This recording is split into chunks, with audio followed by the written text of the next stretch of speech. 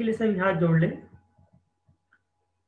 ओम नमः सिद्धेभ्यः, ओम नमः सिद्धेभ्यः, ओम नमः सिद्धेभ्यः। सिद्धे गयप्रसिद्धे च विहाराहणाफलं पत्ते वन्दितारहन्ते ओचम्भाराहणं कंसोम। पुरंतान सिद्धि प्रविष्टि भगवान की जय। अपन ने कल गाथाएं देखी थी, उसके साथ साथ कुछ सूत्र और देखे थे, जिसमें से दो सूत्र अपन ने कल देखे थे। एक तो संयुक्त वर्ण वाला सूत्र देखा था कि संयुक्त जो वर्ण होते हैं उनमें क ग ट ड त द प स स ह इन वर्णों का लोप हो जाता है संयुक्त होने पर। ऐसा अपन ने कल देखा था और स्लाइड के माध्यम से भी अपन ने देखा था।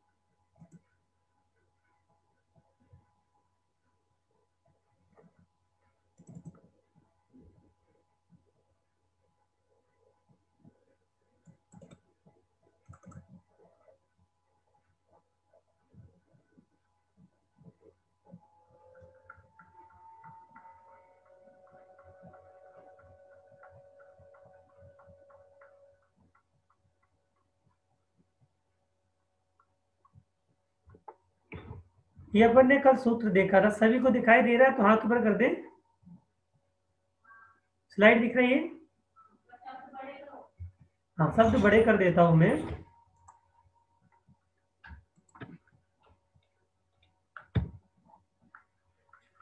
अब आराम से सबको समझ में आ जाएगा।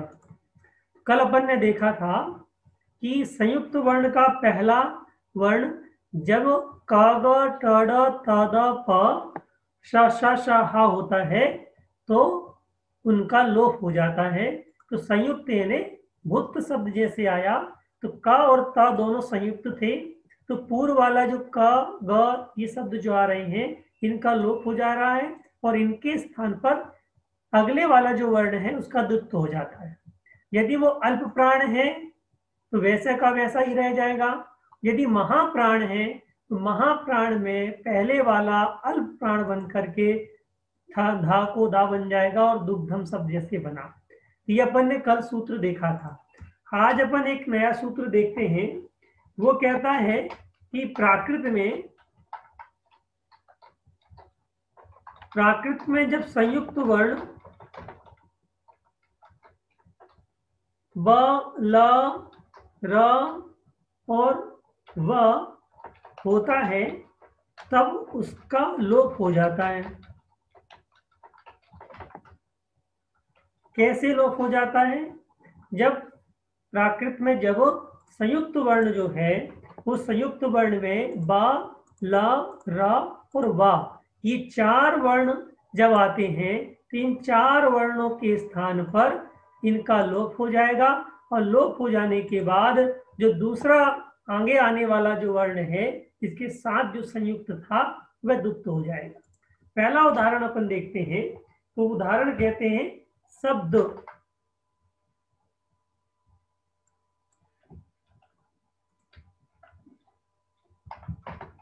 शब्द बना। शब्द में क्या है? बा संयुक्त है। तो बा संयुक्त होने के कारण से पहला तो सस ससो सा सूत्र से सा को सा हो गया और बा का लोप हो गया। बा का लोप होने से दा बचा और बा का लोप होने से दा को दुप्त हो जाने से डबल दा बन गए। क्या बन जाएगा यहाँ? सद। और विभक्ति लगाएंगे तो जैसे शब्द में संस्कृत में विभक्ति थी तो यहाँ सद्दो शब्द बनेगा। क्या बना? शब्द का सद्दो शब्द बनेगा। उसके अलावा जैसे दूसरा वर्ण बता रहे हैं उल्का, उल्का में ला आधा था तो संयुक्त था, संयुक्त में ला आधा होने के कारण से उल्का का ला का लोप हो गया और का को दुप्त हो गया तो उक्का शब्द बन जाता है।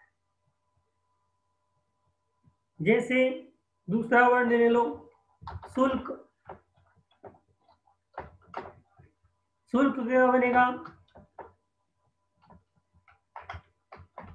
शुक्क, शुल्क का शुक्क बन जाएगा। इसमें भी ला का लोप हो गया और का को दुप्त हो गया। अगला शब्द कहते हैं रा वाला।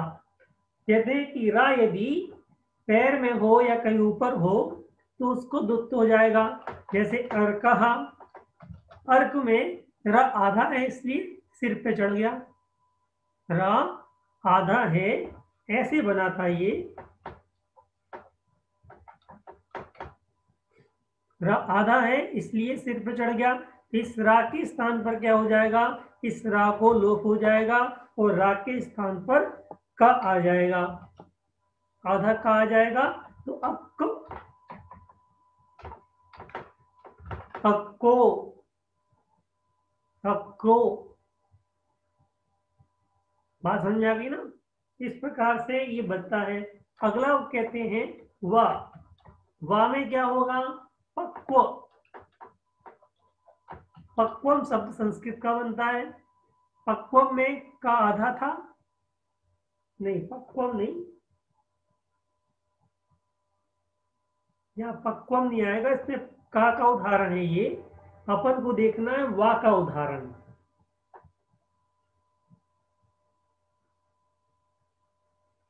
पक्वम में क्या किया इन्होंने? पा तो आधा है परंतु एक सूत्र और आता है, वो कहता है कि यदि संयुक्त का आधा हो और वा पूरा हो तो वा का लोप हो जाता है और का को दुप्त हो जाता है। वा का लोप हो जाता है, एक सूत्र और आता है प्राकृत में।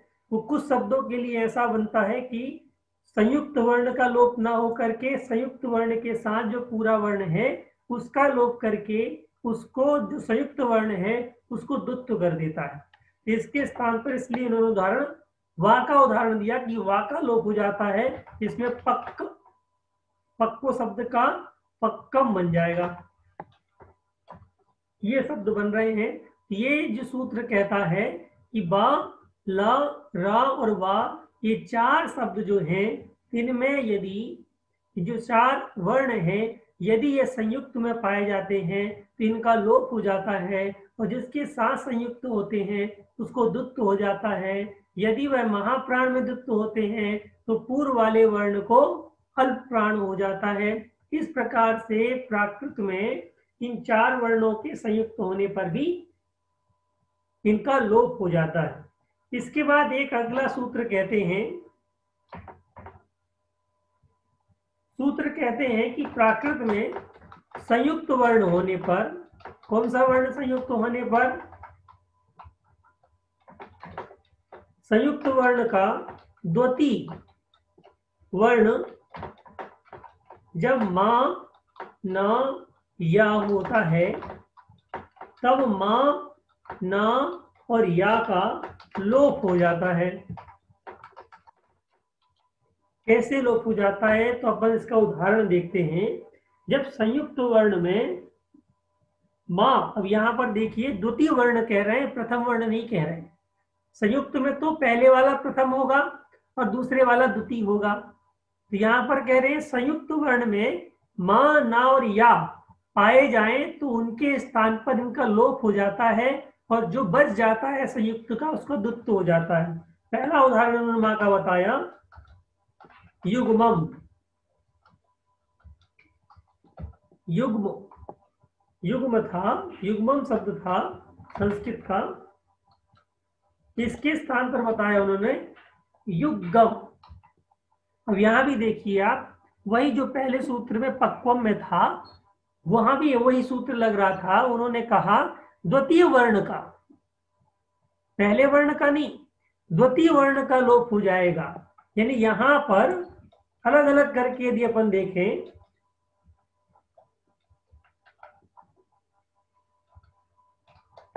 अब इनमें से गा और माँ ये दोनों संयुक्त वर्ण हैं।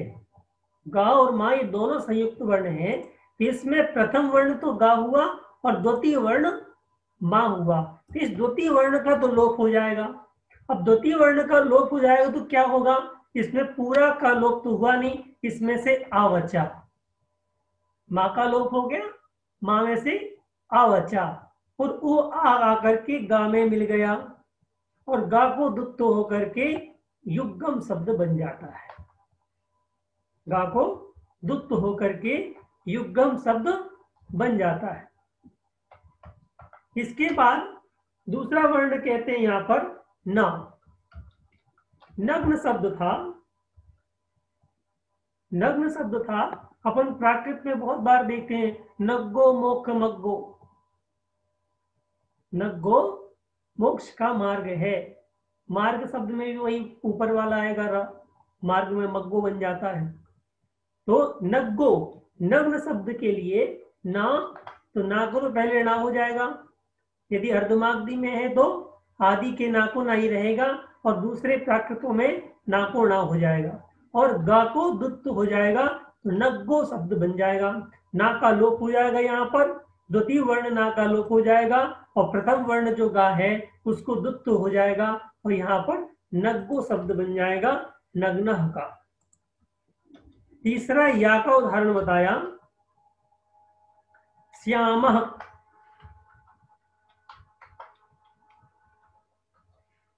श्यामः, श्याम शब्द का क्या बन जाएगा? श्यामः। या का लोप हो जाएगा यहाँ पर। तो या का लोप हो जाने पर पहले वाले आदि सकार को कभी लोप नहीं होगा।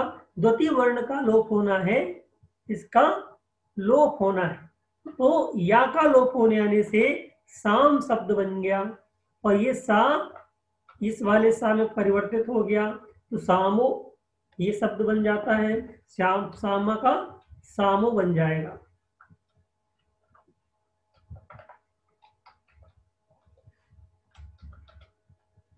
श्यामा कहा सामो बन जाएगा।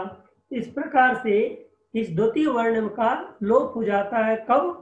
जब संयुक्त होता है तो द्वितीय में मा ना और या ये वर्ण आते हैं तो उनमें उनका लोप हो जाता है। ये सूत्र अपन को आज अपन ने देखे। एक दो सूत्र और हैं, उन एक दो सूत्रों को और समझने के बाद फिर अपन मूल ग्रंथ की ओर चलेंगे। अगला सूत्र कहते हैं, कोई बोर हो रहा हो तो बता देना वैसा। अगला सूत्र कहते हैं कि प्राकृत में संयुक्त वर्ण जब होता है, एक वर्ण का लोप होने पर जो शेष वर्ण रहता है उसका द्वित्व होता है। ये अपन ने नियम समझ लिया था, ये अपन ने नियम समझ लिया था। परंतु यदि आदि में लोप होता है तो उसका कोई द्वित्व नहीं होता। क्या कह रहे हैं? प्राकृत में संयुक्त वर्ण में से किसी एक वर्ण का लोप हो जाने से शेष बचा जो वर्ण है उसका द्वित्व हो जाता है। जैसे अभी तक अपन ने ऊपर से लेकर नीचे तक देख रहे हैं। दा का लोप, बा का लोप हुआ तो दा को द्वित्व हो गया, ला का लोप हुआ तो का को द्वित्व हो गया, अर्क में रा का लोप हुआ तो का को द्वित्व हो गया। इस प्रकार अपन कल से देखते आ रहे हैं कि संयुक्त वर्णों में से एक का लोप हो जाने से दूसरा शेष बचा जो वर्ण है उसका द्वित्व हो जाता है। परंतु यदि संयुक्त वर्ण पूर्व में हो, संयुक्त वर्ण पूर्व में हो तो द्वित्व नहीं होता है, केवल लोप होता है। केवल लोप होता है, द्वित्व नहीं होता है। जैसे क्षमा शब्द आता है। क्षमा शब्द किससे बनता है? क्षमा शब्द दो शब्दों से बनता है क्योंकि ये वैसे ही संयुक्ताक्षर होता है। तो किस किस से क्षमा बन जाता है? मोक्ष का, आधा का और ष, षटकोण वाला स।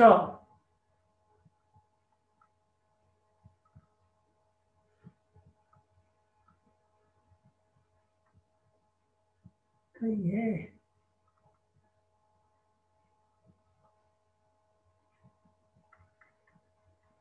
यहाँ पर जो वातारी षटकोण वाला श है, ये लिपि में कुछ परिवर्तन हो रहा है, इसलिए बार बार आ नहीं रहा है। अपन यहाँ पर षटकोण वाला सा मान के चले। अभी ये वाला सा लिख देता हूं, परंतु यहाँ पर मूर्धन्य सकार मान के चले। क और श ये दो वर्ण हैं। इसमें कह रहा है, क्या कह रहा है ये कहता है कि संयुक्त वर्ण जो आता है, संयुक्त वर्ण यदि पूर्व में आ जाए तो उसमें द्वित्व नहीं होता है, केवल लोप हो जाता है। तो लोप किसका हो गया, किसका हो गया? तो इसमें सूत्र आता है कि इच्छा वर्ण को सीधा क आदेश हो जाता है, ख आदेश हो जाता है, इसलिए इसका खमा बनता है। क्षमा शब्द का खमा शब्द बनता है। ये तो अपन ने एक सामूहिक रूप से अपन ने देखा कि किस प्रकार से कौन कौन से वर्ण का परिवर्तन होता है। कई सूत्रों में प्राकृत में ये आता है सीधे आदेश होता है। आदेश और आगम दो चीज आप समझें। आदेश और आगम दो शब्द आते हैं व्याकरण में। आगम उसे कहते हैं जो किसी के बदले में आता है, जो किसी के बदले में आता है या आ जाता है, वो आगम कहलाता है। और आदेश यानी किसी को हटा करके, या अपन ये समझे कि आगम जो है बिना आपत्ति किए केवल आ जाता है, और आदेश जो होता है किसी को अलग करके आता है। तो कई शब्द होते हैं जो आदेशात्मक होते हैं। इसमें से जो क्षमा शब्द का छ है उसको सीधे ख आदेश हो जाता है, इस कारण से क्षमा का सीधे खमा बन जाता है। खम्मामि सब जीवाणाम, अपन सूत्र देखते हैं, बहुत बार सुनते हैं, वहां क्षमा, खम्मामि क्षमा करता हूं, ये शब्द निकलता है, तो अपन वहां पर खमा देखते हैं। इसी प्रकार से स्कंद शब्द बनता है, स्कंदो, क्या बन जाएगा इसमें? खंदो, या पर कहीं पर केवल खंड ही बनेगा, स्कंद को सीधे खंदो बन जाता है। तो क्या हुआ? इश्क का खा आदेश हो गया। इन संयुक्त वर्णों के कई प्रकार के आदेश होते हैं। जब आप प्राकृत की व्याकरण पढ़ेंगे तो ऐसे कई सूत्र आएंगे जो सीधा आदेश कर देते हैं, और ऐसे कई सूत्र हैं जो एक नियम बताते हैं। इस नियम के तहत जो जो शब्द आएंगे वो शब्द परिवर्तित हो जाते हैं, और किन्हीं किन्हीं शब्दों में जब नियम नहीं लगता है तो उसको आदेश किया जाता है, उसके स्थान पर दूसरा रिप्लेसमेंट कर दिया जाता है। इस प्रकार से अपन ने ये सूत्र देखा। और इसके बाद आदेशात्मक कौन कौन से वर्ण हैं उनको अपन देखते हैं एक बार, कि प्राकृत में तो महाप्राण वर्ण है। अगला सूत्र कहते हैं प्राकृत में महाप्राण वर्ण ख, घ, छ, झ, ठ, ढ, थ, ध, फ और भा का संयुक्त वर्ण नहीं होता। इनका कोई संयुक्त वर्ण प्राप्त नहीं होता।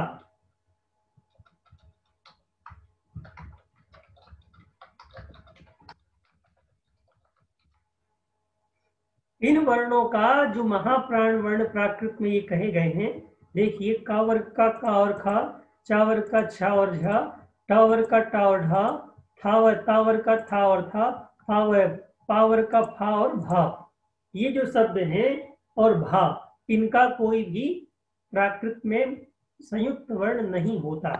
तो क्या होगा? जब संयुक्त वर्ण नहीं होगा प्राकृत में तो इनके आदेशात्मक होते हैं।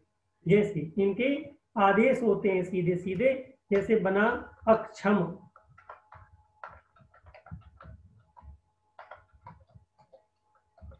क्या बन जाएगा? अक्षमो, अक्षमः, अक्षमो, सीधा सीधा आगू हो जाता है। छा का छा का और सा से बना तो सा का लोप हो गया, का हो गया, का को दुत्व हुआ, तो वहां पर खा का लोप नहीं होता है। तो जो भी प्राकृत में महाप्राण है उनमें संयुक्त वर्ण नहीं पाए जाते हैं, केवल महाप्राण, पहले भी आपको हमने ये वाली बात बताई, दो महाप्राण एक साथ नहीं रह सकते हैं, कोई ना कोई महाप्राण उसमें से अल्पप्राण बनेगा। जैसे खा है, दो खा एक साथ नहीं रहेंगे तो उसकी जगह एक खा का में परिवर्तित हो जाएगा। जैसे अपन ने कल देखा था दुग्धम में, डबल धा आए थे, धा को दा किया था, दुग्धम बनाया था। तो ये सूत्र है कि महाप्राण दो एक साथ नहीं रह सकते। इसके बाद प्राकृत में इक्षम, इस्म, इस्म,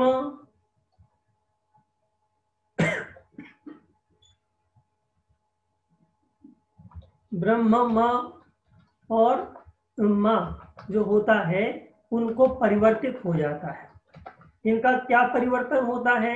क्योंकि इक्ष्म जो शब्द बनता है इसका परिवर्तन अम्ह, अक्ष्म, आधा माह है होता है। यानी जितने भी जो वर्ण हैं, ये चार वर्ण जो हैं, इक्ष्म, इस्म, इस्म और ब्रह्मा का हा और मा, इनको आधा मा और हा में परिवर्तन हो जाता है। आधा मा और हा में परिवर्तन हो जाता है। कैसे परिवर्तन हो जाता है? जैसे पक्ष्म शब्द था तो पक्ष शब्द को पम्ह शब्द बन जाएगा, पक्ष्मः पम्हो।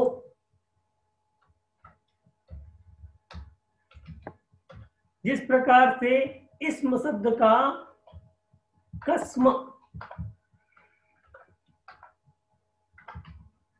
कस्मन, कस्मानः, कश्मीर, कश्मीरः, कश्मीरम बनेगा, तो क्या बन जाएगा यहां पर? कमीरम, कश्मीर का कमहीर बन जाएगा। इस प्रकार से ब्रह्मा, ब्रह्मा का बमहा, इसलिए अपने बामण, बामण शब्द जो बन जाता है ना, ब्राह्मण का बामण, माहण शब्द भी बनता है ब्राह्मण का, तो ब्रह्मा का बम्हा शब्द बनता है। इसी प्रकार से ग्रीष्म शब्द बनता है, उषा आ नहीं रहा है तो ग्रीष्म का गिम बन जाएगा, उष्म का उम बन जाएगा। प्रश्न शब्द बनता है, प्रश्न शब्द के साथ में प्रश्न का क्या बनेगा? पम्ह, प्रश्न का पर्ण। एक ये सूत्र कहता है, ये यहां तक तो अपनी बात पूरी हो गई। अब कहता है एक और सूत्र, प्राकृत में इस्न आधा श और न, इस्न, इस्न आधा हा और न, तीक्ष्ण, इनको, इन सभी शब्दों को आधा ना और हा होता है। इन सारे शब्दों को आधा ना और हा होता है, इसलिए बना प्रश्न शब्द जो था, प्रश्न शब्द को पर्ण बनता है, प्रश्न शब्द को पर्ण बन जाएगा। इस आधा सा और ना, इन दोनों को सीधा परिवर्तन होता है, आधा ना और हा में परिवर्तन हो जाता है। दूसरा शब्द देखें, विष्णु शब्द बनता है, बिन्नु बन जाएगा, वहां वो वाला सा आ नहीं रहा है, विष्णु शब्द बनता है, विष्णु शब्द के स्थान पर बिन्नु बन जाता है, बिन्नु बन जाएगा। ज्योत्सना शब्द बनता है, तो ज्योत्सना शब्द के स्थान पर जोड़ शब्द बनता है। ज्योत्सना का ये देखिए आप, ऊपर वाला सूत्र लगाइएगा, जहां या संयुक्त पूर्व में यदि या है तो उसमें से या का लोप हो जाएगा, द्वितीय वर्ण का लोप हो जाने से इस जा को जो हो गया, आधा ता का लोप हो गया, क्योंकि हमारे यहाँ पर कोई भी संयुक्त वर्ण को या तो चेंज होगा और अकेला हलंत है तो उसका लोप हो जाएगा, और इष्ण शब्द का इर्ण शब्द बन जाता है, तो जोड़ना शब्द बन जाता है, तो जोड़ना शब्द बन गया। उसी प्रकार से पूर्वान्न शब्द बनता है। तो पूर्वान्न को पुवर्णो। अब यहां पर देखें अपन, ऊपर रा था, इसका संधि विच्छेद करके देखें, पूर्व। अब यहां देख, ये संयुक्त अक्षर में जो रा आया, इसका लोप हो जाने से, इसका लोप हो गया, इस वाक्य स्थान पर दुत्व हो गया, तो ये पुप्प बन गया। और बड़ा ऊ की मात्रा थी, तो अपन ने पहले सूत्र पढ़ा था, संयुक्त अक्षर आ जाने से यदि संयुक्त अक्षर के पूर्व में कोई लघु कोई दीर्घ स्वर होता है, तो वह दीर्घ स्वर ह्रस्व स्वर में परिवर्तन हो जाता है, और आधा हा और ना के स्थान पर आधा ना और हा हो गया, इसलिए पुवर्ण शब्द बन गया। इन चीजों को आप लोग एक नोट करके रख लीजिएगा और याद कर लीजिएगा। यदि ऐसे शब्द अपन पढ़ लें, तो अपने जब भी शास्त्र पढ़ेंगे तो उनमें इन शब्दों का उपयोग आएगा। तो उपयोग आएगा तब पता चलेगा कि वहां पर ज्योत्सना शब्द का जोड़ना शब्द बना था, प्रश्न शब्द को पर्ण बन रहा है। जैसे श्वेतांबर परंपरा में एक शास्त्र का नाम आता है ना, प्रश्न व्याकरण पर्ण वायरण शब्द आ रहा है कि नहीं आ रहा, तो प्रश्न की जगह वहां पर पर्ण शब्द आता है, तो वहां व्याकरण शब्द भी बनता है। व्याकरण में जो वा था वो तो पूरा रह गया, द्वितीय या का लोप हो जाता है, तो वायरण बन जाता है, तो प्रश्न व्याकरण पन्न वायरणम बनता है। तो इस प्रकार से ग्रंथों के नाम भी यदि अपन देखेंगे तो उनमें भी अपन को इन चीजों का पता चल जाएगा कि प्राकृत के कौन कौन से सूत्र इसमें लगे हुए हैं। अपन सूत्र की ओर इसलिए ज्यादा ध्यान नहीं दे रहे हैं, केवल उसकी थ्योरी पढ़ रहे हैं, क्योंकि यहाँ पर सामान्य लोग भी जुड़े हुए हैं, और सामान्य लोग जुड़े हुए हैं तो वो सूत्रों पर उलझ के रह जाएंगे कि क्या चीज है क्या नहीं है। तो अपन इन चीजों का ध्यान रखें कि इन चीजों में क्या क्या कहाँ पर क्या हो रहा है। तो ये चीज आप लोगों ने नोट कर ली होगी और वीडियो में आई जाएगी। अब इसके बाद आज अपन एक विशेष चीज देखते हैं जो कुछ दिनों से छूट गई थी। वो क्या छूट गई थी? अपन ने वर्तमान काल तो देख लिया था, भूतकाल, भविष्यत काल और विधि एवं आज्ञा, इन चीजों को नहीं देखा था। तो उसके स्थान पर अपन देखते हैं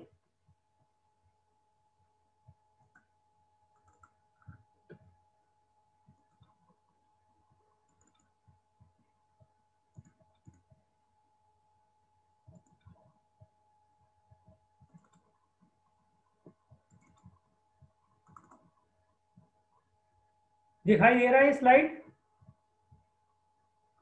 स्लाइड दिखाई दे रही है आप लोगों को?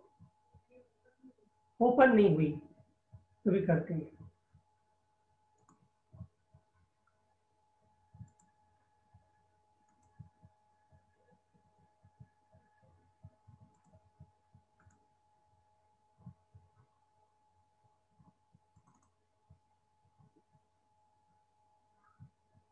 ये तो हो गई, दूसरी चाहिए ना अपन को।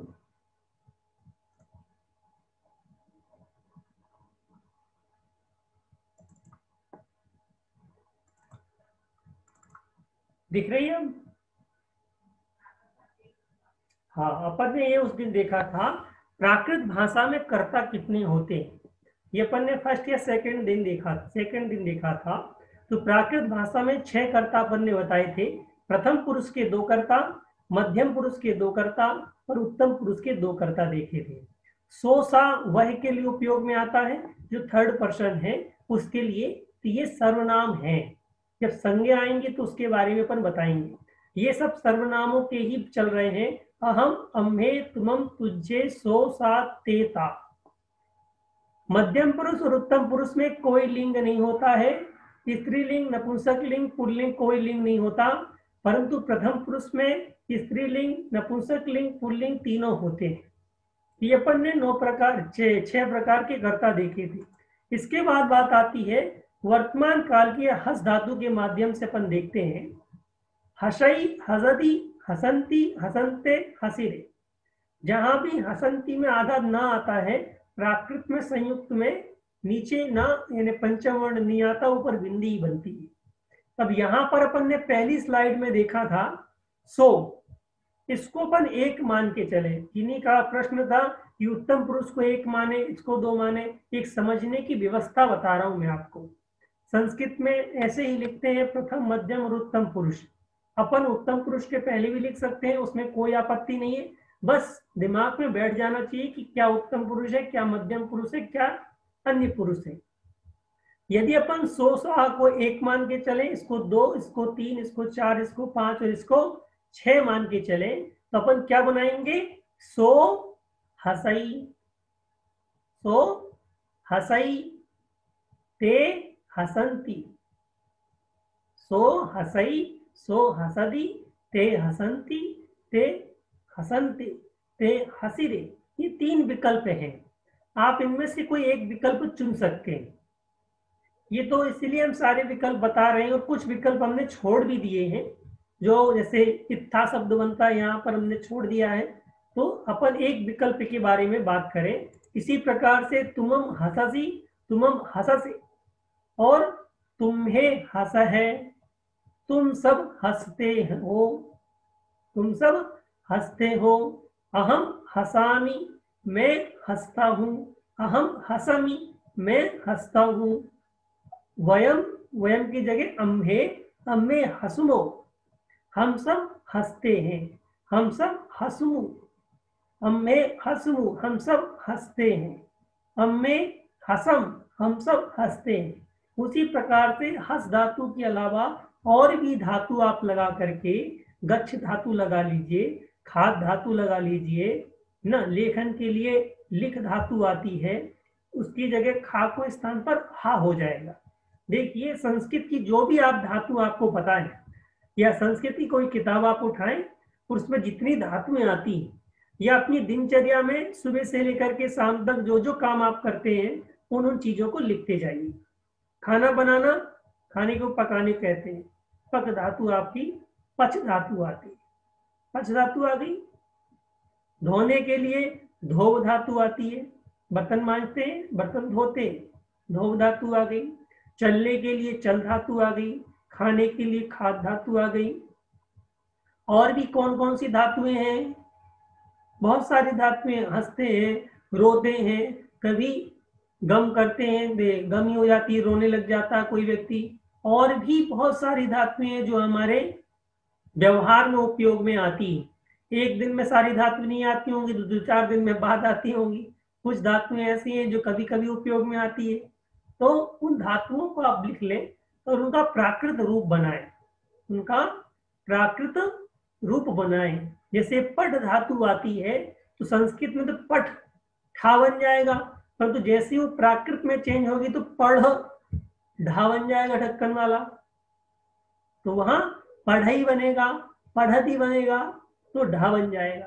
तो धातुओं के जो रूप हैं संस्कृत में, उनको यदि अपन चेंज करके प्राकृत बनाएंगे तो वो सूत्रों के द्वारा वो चेंज हो जाएंगे। इसी प्रकार से विधि एवं आज्ञा। देखिए, संस्कृत में आज्ञा और विधि दो अलग अलग लकार है। विधि लिंग लकार अलग है और आज्ञार्थक के लिए वो अलग है, जो दोनों के अलग अलग रूप बनते हैं। प्राकृत में एक व्यवस्था है, दोनों की जगह एक बना दिया, दोनों की जगह एक बना दिया। तो अपन वहां पर कर्ता देखो, वह हंसे, वह हंसे, यानी किसी को आदेश दो या किसी से अनुमति मांगे कि राय साहब मैं कर लूं, या किसी से हम आज्ञा मानते हैं या किसी को हम आदेश देते हैं यह काम करे, यह काम करना चाहिए। वहां पर जो अपन आदेशात्मक करना चाहिए, मैंने विधियात्मक कहते हैं, उन सब के लिए यहाँ पर विधि एवं आज्ञा लकार लगता है। तो सो हसऊ, वह हंसे, सो हसदी, वह हंसे, ते हसंती, वे हंसे, ते हसेंतु, वे हंसे, हंसे ही, तुमम हंस ही, तुम हंसो। यहां आदेश दे रहे हैं, तुम हंसो, तुमम हंससे, तुम हंसो, तुम में हंस है, तुम सब हंसो। अहम हसनु, मैं हंसू। अम्मे हसमो, हम सब हंसे। अब यहां पर यदि आप लिखना चाहें, देखिए एक ज्या नीचे लिखा होगा, आपको दिखाई दे रहा है सभी को? सभी को दिखाई दे रहा है ना? आधा ज ज ज्या और आधा ज ज में आ की मात्रा ज्या। इन सभी प्रत्ययों के स्थान पर ये दो प्रत्यय भी यूज में आते हैं। एक वचन में आधा जा और जा, और बहुवचन में जा और जा में आ की मात्रा। यानी हसऊ, हसदू, हसही, हससे, हसमू, इन शब्द के स्थान पर ज और जा ये भी लगा सकते हो। हसंतु, हसेंतु, हसय, हसमो, इन सारे प्रत्ययों के स्थान पर आधा जा और जा में आ की मात्रा ये लगा सकते हैं। समझ में आ गई बात? यदि ये प्रत्यय अपन को याद नहीं होते तो केवल दो याद कर लो। अब लगाइए आप, सो हसेज, सो हसेज, तुम हसेज, अहम हसेज, अहम हसेज, ते हसेज जा, ते हसेज जा, तुम में हसेज जा, अब में हसेज जा। कुछ परिवर्तन हुआ? हसमो, हसय, हसंतु सबकी जगह हसेज जा, इन सबकी जगह हसेज जा हो गया। और यहां हसऊ, हसदू, हसही, हससे, हसमू सबकी जगह हसेज, सो हसेज, तुम हसेज, अहम हसेज, सबकी जगह दो प्रत्यय काम में ले ली। तो जब कभी ऐसी शंका उत्पन्न हो कि ये वाला प्रत्यय मैं भूल गया हूं, इसकी जगह ये लगेगा कि ये लगेगा, तो आप विकल्प छोड़ो और ज ज, हसेज, हसेज जा, इन दोनों प्रत्ययों को यूज कर देंगे तो भी हमारा वाक्य शुद्ध हो जाएगा। यहां तो प्रथम पुरुष, मध्यम पुरुष, उत्तम पुरुष, किसी पुरुष में कोई विकल्प ही नहीं है कि कौन सा पुरुष कहां पर लगेगा। बस सो हो, तुम हो, हम हो, कोई भी हो, हंसे जा हंसो, वह हो, वे दोनों हो, तुम दोनों हो, हम सब हो, हंसे जा, सभी हंसे। तो ये क्या है? विधि एवं आज्ञा में प्राकृत को सरल किया गया है। देखिए पूर्व काल से ही प्राकृत सरल थी। यदि किसी ने कोई शब्द बोल दिया, जैसे आज मुंबईया भाषा आती है, मुंबईया भाषा में लोग नहीं बोलते, क्या बोलते हैं उसको, मामू बना दिया। अब मामू शब्द कहां से आ गया? अब मामू शब्द कहां से आ गया भैया? किस प्राकृत में, किस संस्कृत में कहां है? मामू बनाने का अर्थ वहां पर क्या है? उसे मुंबईया भाषा कह रहे हैं। मामू बनाना यानी मूर्ख बनाना, मामू बनाना यानी मूर्ख बनाना है। अब ये तो कहीं नहीं आया, परंतु अब प्रचलन में आ गया। अब प्रचलन में आ गया तो शुद्ध हो अशुद्ध हो उसको तो ग्रहण करना ही पड़ेगा। जब यदि उस क्षेत्र में आप जाते हो और उन जैसे व्यक्तियों के साथ आप उठना बैठना करेंगे, तब आपको उसी प्रकार की बातचीत में सहभागिता आपको दर्ज करनी पड़ेगी। तो इस प्रकार से क्या प्राकृतिक सरलता की ओर चली जाती है। तो जिस प्रकार से और सरल सरल सरल होते जाते हैं। अब आगे अपन देखते हैं भूतकाल। भूतकाल यानी जो बीत चुका, हो गया, मैं वहां गया, तुम वहां गए, मैं गया, सबके लिए क्या है?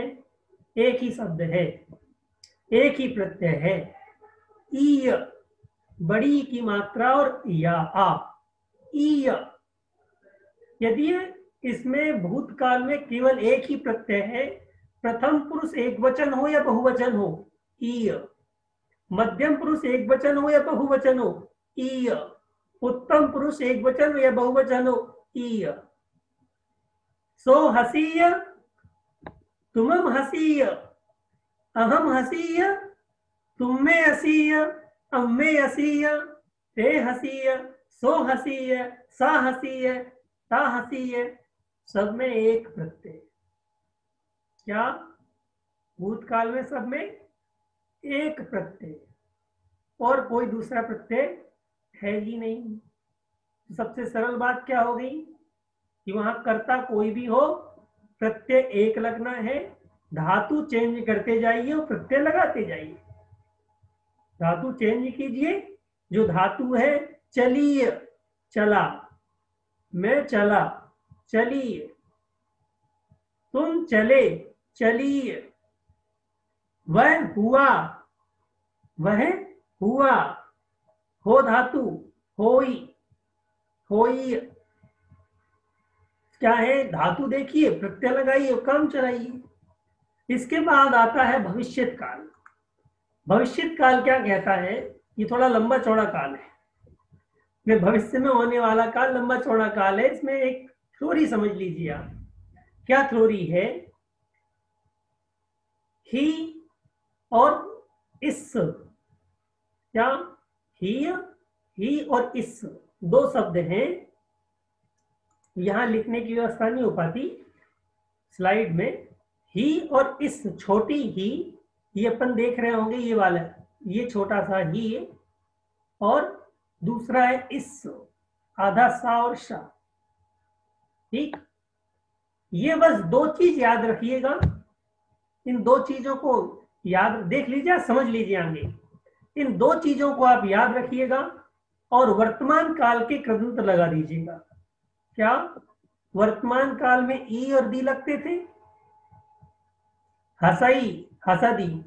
यहां पर इतना होगा कि डबल सा लगा करके जो हस है उसके आगे ई और लग जाएगा।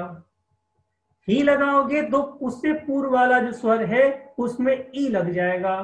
तो हसित जई और प्रत्यय बाद वाले वही वर्तमान काल के लगने हैं, ये वाले ई और दी, सी और से, मी और मी, इंती, इंते, इरे, हा, मो, मू, मा।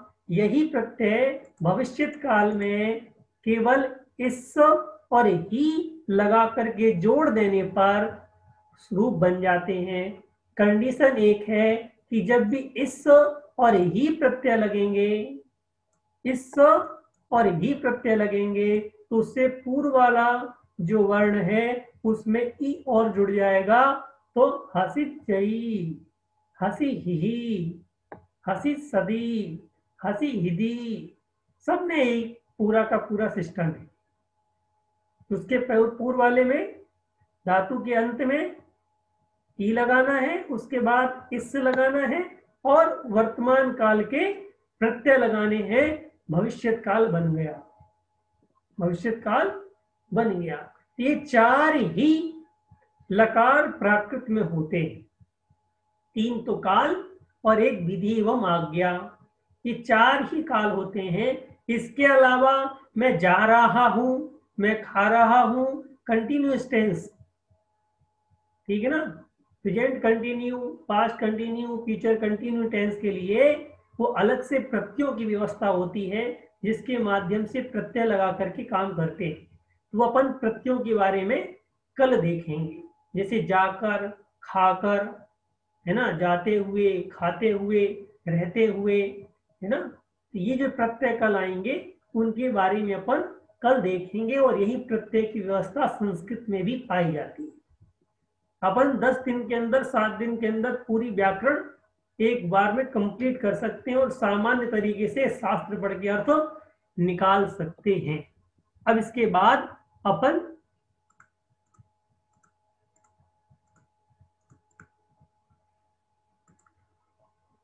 भगवती आराधना ग्रंथ लेते हैं।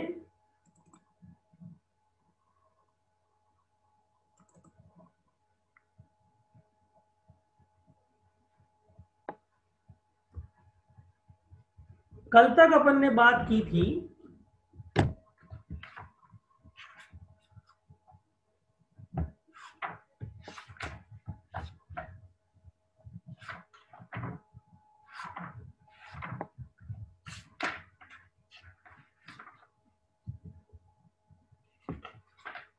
कल 18 नंबर की गाथा अपन ने कल देखी थी।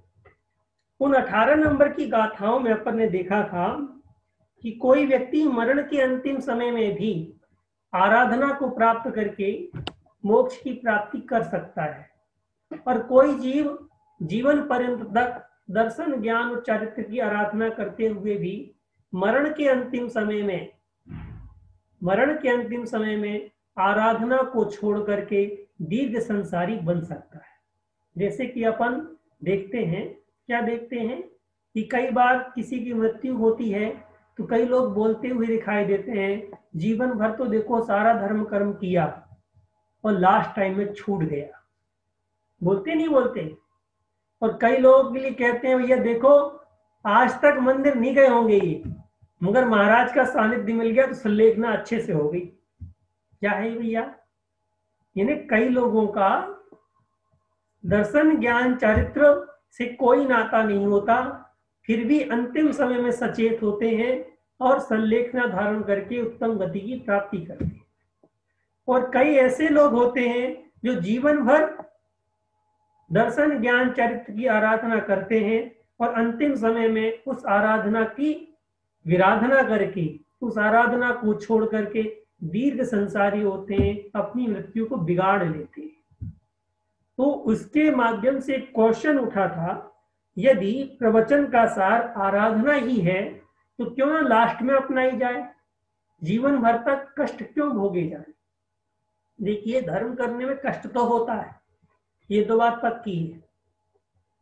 धर्म करने में कष्ट होता है। क्यों होता है? इसका एक कारण है, 90% दुनिया अधर्म की ओर जा रही है, 10% लोग धर्म की ओर जा रहे हैं। अब 10% लोग यदि अपना अलग से मार्ग चुनेंगे तो 90% तो दुख देंगे ही देंगे। इसलिए धर्म कर्म में कठिनाई होती है। जैसे आप घर में 5 लोग हैं, 4 लोग तो अशुद्धि का खाना भी चल जाता है उनका, और एक व्यक्ति को शुद्धि का खाना चाहिए, तो उस एक व्यक्ति को बड़ी कठिनाई होती है शुद्धि का खाना बनाने के लिए। मगर 4 लोग यदि शुद्धि का खाना खाते हो तो एक अशुद्ध आदमी भी शुद्धि का खाना खा लेगा, उसके लिए जबरदस्ती नहीं। तो वर्तमान परिस्थिति आप देखें, आज वर्तमान में यदि अपने 5 लोगों में से 4 लोग अशुद्ध खाना खा रहे हैं, एक शुद्ध खाना खा रहा है, 4 व्यक्ति यदि धर्म का रास्ता चुन रहे हैं, एक धर्म का रास्ता चुन रहा है, तो उस एक अलग मार्ग में चलने वाले को कठिनाई तो होगी, परंतु उसको सुख की प्राप्ति होगी अंत में। और 4 लोग जो नए गलत मार्ग में जा रहे हैं, वो कितना भी सुखी महसूस करें, परंतु अंत में उनको दुख की ही प्राप्ति होगी, दुख की ही प्राप्ति होगी। क्योंकि जैसा बीज बोगे वैसा फल पाओगे। दुख का बीज बोओगे तो दुख का फल, और सुख का बीज बोएंगे तो सुख का फल प्राप्त होगा। तो अपन ये देख रहे थे, उन्होंने एक क्वेश्चन किया था कि अंतिम समय में ही यदि आराधना का फल मोक्ष है, तो अंतिम समय में ही भाग करके उसकी मोक्ष की प्राप्ति क्यों न कर ली जाए, जीवन भर क्यों कष्ट सहे जाएं। तो उसके लिए आचार्य महाराज ने उत्तर दिया है। क्या उत्तर दिया है? आराहणाय कज्जे, स्लाइड में लिखा हुआ है, आज आपको सबको समझ में आ रहा होगा, बड़ा बड़ा और बड़ा कर देता हूं।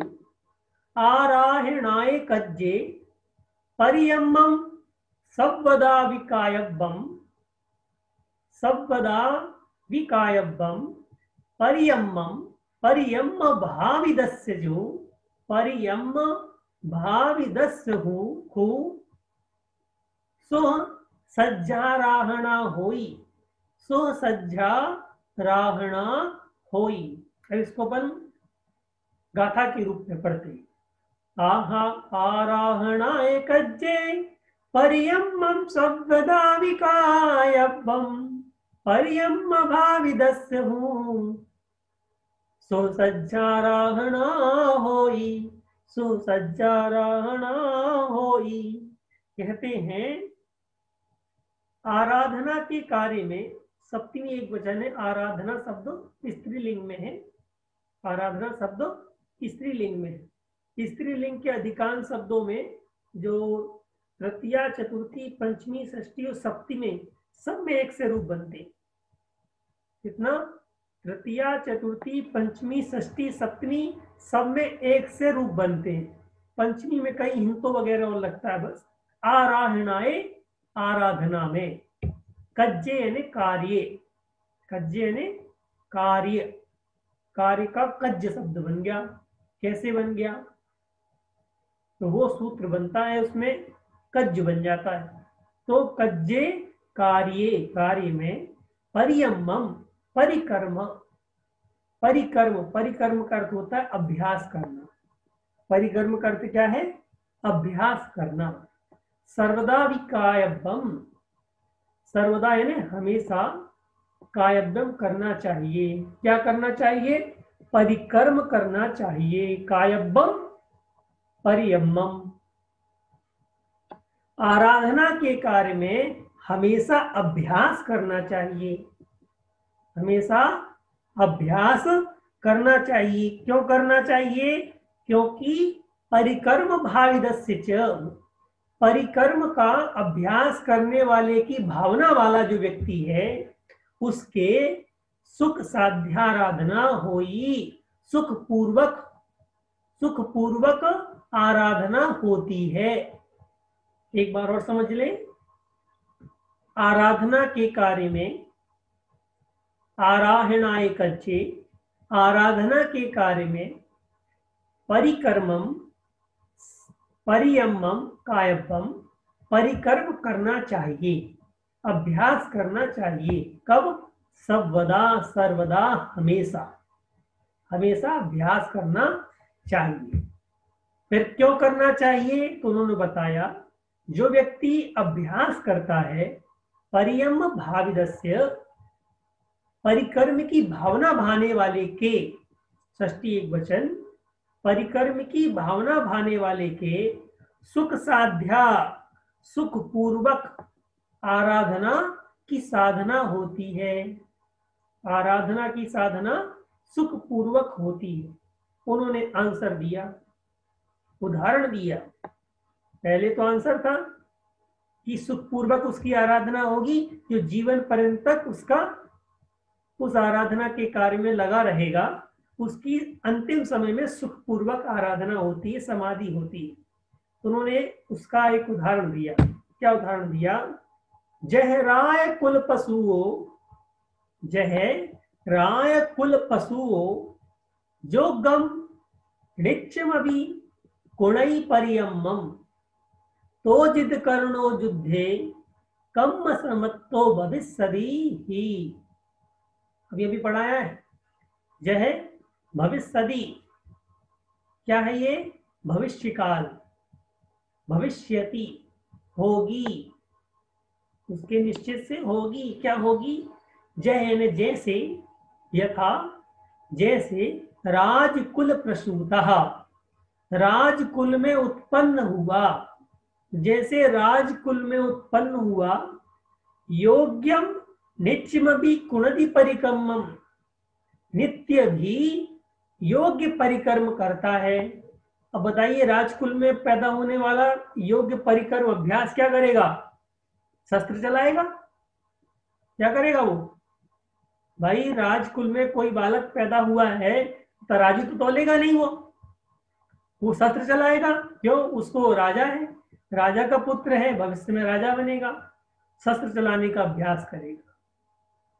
तो राजकुल में जो उत्पन्न हुआ है वह डेली, प्रतिदिन योग्य परिकर्म करता है, तो जिससे उससे जित कर्णो युद्धे, युद्ध के जीतने में, युद्ध के जीतने में समर्थ होता है।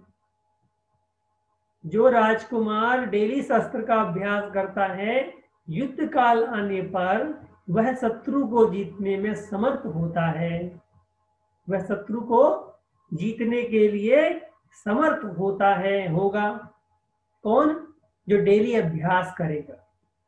फिर नीचे बताया जिद करना, वहां लिखा हुआ है कर्ण यानी इंद्रियों को, इंद्रियों को कर्म समर्था, कर्म रूपी इंद्रियों को जीतने में समर्थ होता है। तो वहां पर राजकुल की बात है, इसलिए युद्ध की बात की यहाँ पर कि युद्ध में वह जीतने में समर्थ होता है शत्रुओं को। अब नीचे कहते हैं ये सामर्ण, ये सामर्णम, ये सामर्णम साधुभी कुणदि नित्यमभि योग परिकर्मम तोजित कर्णो मरणे झाण समत्थो भविष्यन्ति। भविष्यन्ति यहां पर क्या है, एक बार पढ़ ले अपन। ये सामर्णम साधुवी कुणवी कुणति निच्चिम बीजोग पारियम्मम तोजित कर्णो मरणे झाण समत्थो भविष्यन्ति। यहां पर कहा है उसी प्रकार से जैसे राजा राजकुल में पैदा हुआ व्यक्ति रोज प्रतिकर्म परिकर्म अभ्यास करता है तो वह युद्ध में शत्रु को जीतने के लिए समर्थ होता है। यदि अभ्यास नहीं करेगा तो जिस दिन युद्ध होगा उस दिन क्या करेगा कि मतलब अभी आप रुको, मैं तलवार चलाना सीख के आता हूं फिर आपको मारूंगा, ऐसा तो नहीं करेगा ना। पहले से ही तैयारी करेगा, वरना शत्रु समझता है कि इसको तलवार चलाना आ नहीं रहा है, लड़ने आया तो मार डालो, तो मर जाएगा आदमी। शत्रु तो रुकने वाला नहीं है। उसी प्रकार से जो कर्म का उदय आ रहा है वो आपको मौका नहीं देगा संभलने के लिए कि साहब आगे आप अभ्यास कराओ फिर मैं आऊंगा। ऐसा नहीं होगा कि कर्म तो कहेंगे मैं तो आऊंगा, तुम अभ्यास करो या ना करो, मैं उदय में आऊंगा, इसलिए मेरे उदय में आने से पहले ही तुम अपना अभ्यास चालू रखो। तो वहां पर कहा श्रामण्यम साधु भी, जो श्रामण्य साधु हैं, श्रामण्य ने जो श्रमण साधु हैं वह भी श्रामण्य ने साधुता को, साधु भी साधुता को करते हैं। कैसे करते हैं? नित्य करते हैं। किसके द्वारा करते हैं? योग परिकर्मम।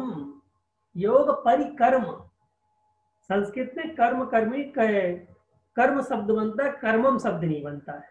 यहां संस्कृत में बनता है, कम्मम शब्द बन जाएगा, मगर संस्कृत में नहीं बनेगा, प्राकृत में कम्मम शब्द बनता है। यहाँ का परिकम्मम, परिकम्मम ने परिकर्म करता है। कौन सा परिकर्म करता है? योग, इन्हें योग साधना कहते हैं ना अपन, ध्यान योग, वो वाला योग है। योग अभ्यास के द्वारा साधु भी श्रामण समणता इन्हें साधुता में योग अभ्यास करता है, डेली करता है। उससे क्या होगा?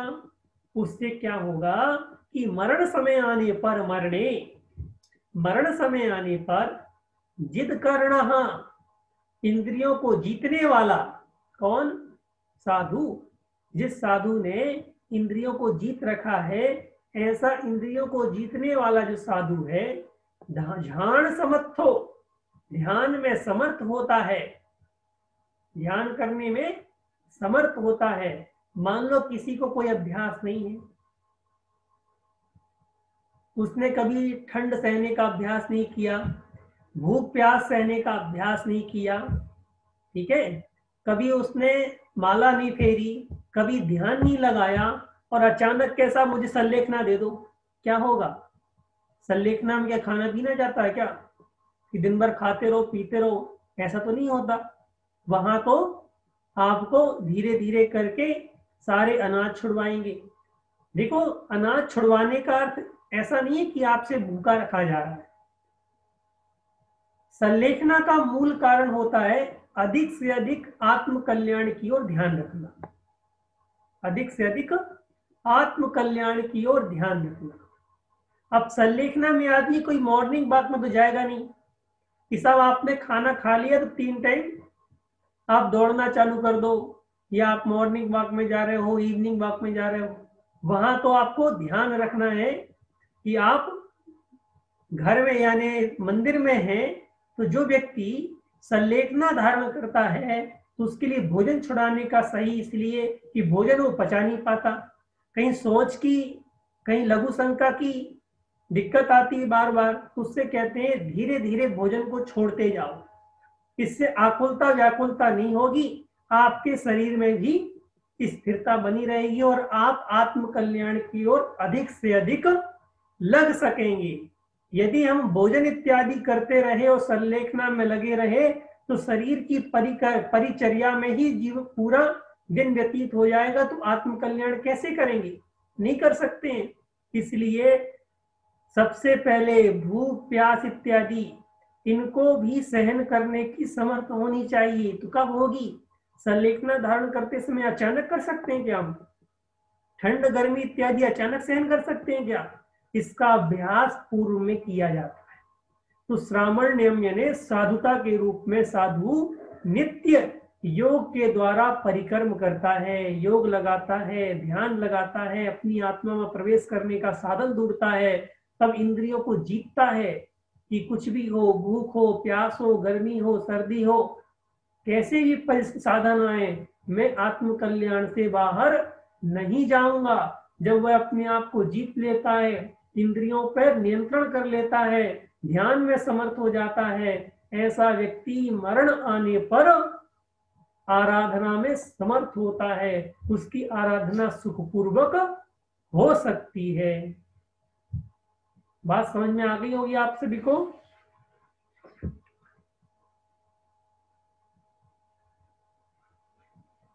इसके बाद अपन शायद कल देखेंगे, आज टाइम हो गया है, फिर 5 मिनट एक रूपरेखा आपको हम बता देते हैं।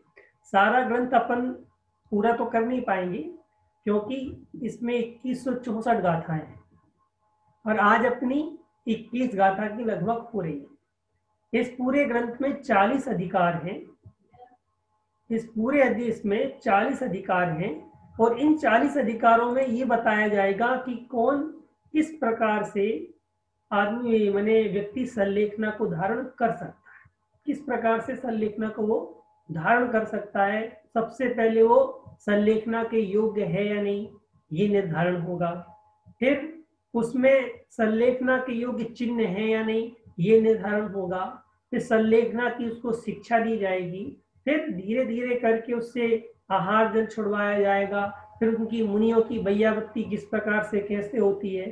तो अपन मुख्य मुख्य चीज लेकर के कि एक संलेखना की एक रूपरेखा बना लेंगे कि इसके बाद ये होता है, इसके बाद ये होता है। जैसे आचार्य ने 40 अधिकार में शुरू से लेकर के लास्ट तक संलेखना कितनी प्रकार की, मरण कौन सा होना चाहिए, किसको क्या होना चाहिए, अचानक कोई मरण चाहे तो कैसा हो उसको, और कोई व्यक्ति दीर्घ काल से मरण मैंने संलेखना का अभ्यास कर रहा है तो उसको कैसे संलेखना होनी चाहिए। यदि कोई व्यक्ति अचानक उसको हार्ट अटैक आया और सोचा साहब मुझे संलेखना लेनी है तो क्या करें, उसके लिए भी ऐसा संलेखना है कि साहब भगवान का ध्यान करते हो, परिग्रह का त्याग करो, जितना आपको परिग्रह उसका त्याग करो और संलेखना धारण कर सकते हैं। इस प्रकार से अपन आज देखें कि इस प्रकार अपन को जीवन में अभ्यास करते रहना चाहिए। यदि अपन अभ्यास करते रहेंगे तब संलेखना के योग्य अपन बन सकते हैं। ठीक है ना जी। अब कल के 5 क्वेश्चन और अपन देख लें। 5 क्वेश्चन देखें। पहला क्वेश्चन था क च ये कौन से प्राण कहे जाते हैं। पहले भी हमने आपको बताया था वर्णमाला, पहला, तीसरा और 5वां जो वर्ण है वो अल्प प्राण है, दूसरा और चौथा वर्ण है वो महाप्राण है। क ग च ज ये अल्प प्राण में आते हैं।